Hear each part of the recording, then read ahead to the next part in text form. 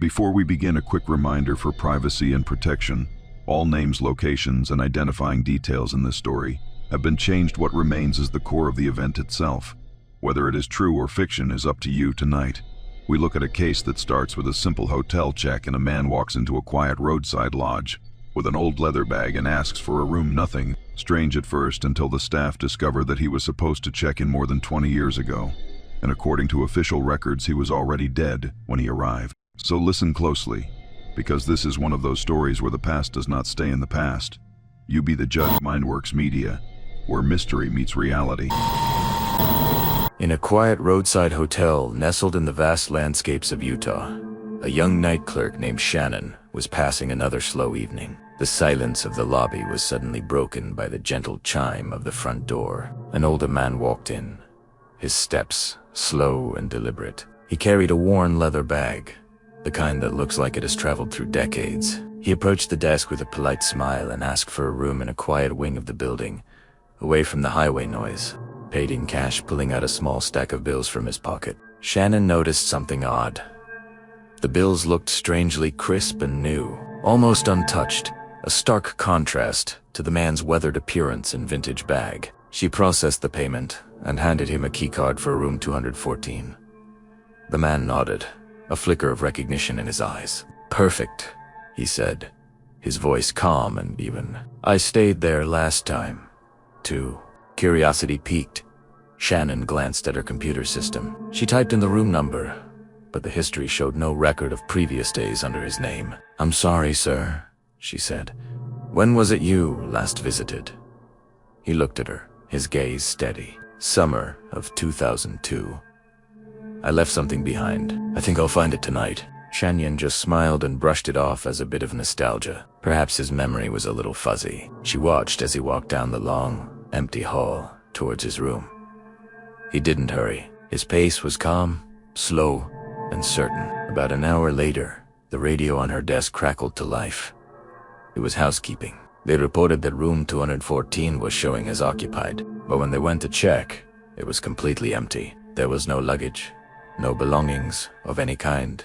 The bed hadn't been touched, the crisp white sheets still perfectly smooth. The bathroom was bone dry, the towels still folded neatly on the rack. The closet was empty. It was as if no one had ever even entered the room. A chill ran down Shannon's spine. She grabbed the master key and walked down the hall to room 214. She knocked firmly on the door. No answer. She called out. Silence. Hesitantly, she used the master key to unlock the door and pushed it open. Just as housekeeping had said, the room was pristine and empty. There was no sign of the old man or his leather bag. Confused and a little spooked, Shannon went back to the front desk to check the hallway security camera footage. This is where the story takes a turn into the truly bizarre. The camera covered the entire length of the hall from the lobby to the rooms. She watched the playback. She saw the man leave the lobby, just as she remembered. He walked steadily down the hall. But then, about halfway to his room, he simply vanished. She was there 1 second, and the next, he was gone from the frame, as if he had dissolved into thin air. Now genuinely frightened, Shannon called the police. 2 officers arrived and conducted a thorough search of the entire building for 2 hours. They found nothing. No hidden exits, no open windows, no trace of the mysterious guest. As they were preparing to leave, one of the officers asked her to read the guest's name from the registration card one more time. When she spoke the name, the officer took a physical step back, his face falling. "That's impossible," he said, his voice low. "That man died in 2002. It was a car accident, just a few miles from here." Shannon's heart pounded in her chest. The officer helped her look up the obituary online.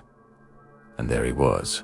Same face, the same kind eyes, and in the old newspaper photo, the same worn leather bag resting by his feet. The officer then asked her a question that made her blood run cold. "What room did you put him in?" She whispered, "Room 214. The officer looked deeply uneasy. He explained that after the accident in 2002, the paramedics had brought the man to this very hotel, to an empty room. while they waited for the coroner to arrive. His last recorded heartbeat was in that room, room 214.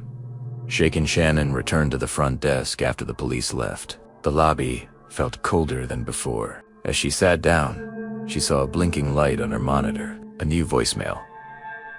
The message was from an internal line. It was from room 214.